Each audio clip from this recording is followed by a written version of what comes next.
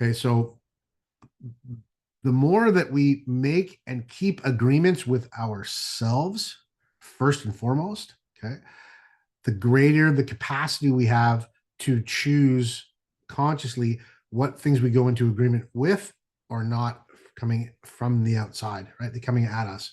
Okay. And part of what unravels people's and gets them into the dwindling spiral of shame is when we forget what it is that we can do in the face of anybody who's putting force at us to go into agreement with something that we just innately cannot go into agreement with.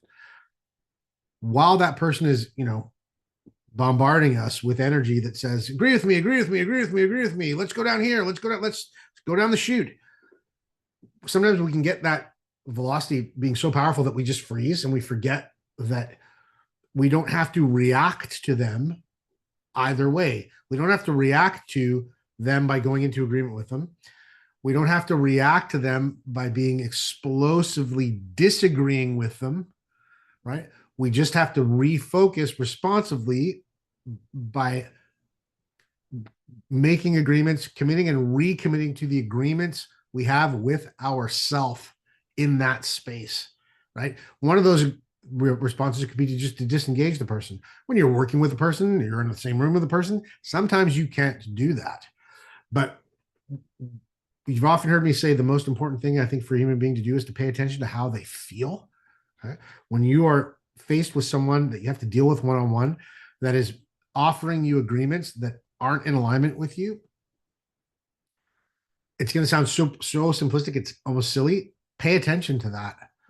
And even if it's just internally, make sure that you are consciously choosing for yourself in that moment to not be defined by their agreement or not, but be defined by making, even if it's a new one in the moment, one for yourself and sticking to it. You'll know you are or aren't by literally how you start to feel. And I can't wait for you to try that out, because all of you, because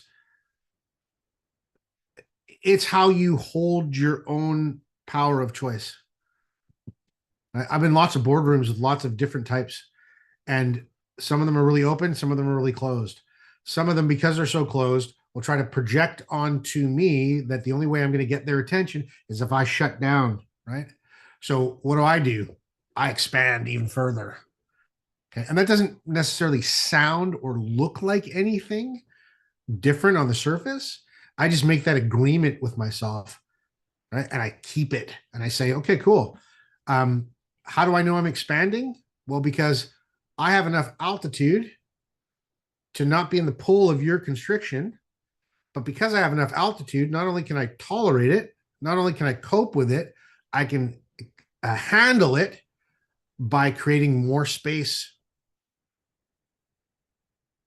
at least even just that possibility, because that's how you're also going to stabilize this reconfiguration of your vibration that we've all engaged in, right? It's like, oh yeah, a whole bunch of shit that was true before ain't true now. So I'm going to go back out in the world and then go back into the space where everybody thinks I'm still in agreement with all that old stuff, and I'm not. So now how do I reshape and recalibrate myself to deal with my environment from this place? Well, keep those agreements to yourself, make new ones in the moment if you need to, but put that focus inward and remember that you determine how you experience things, not the other way around.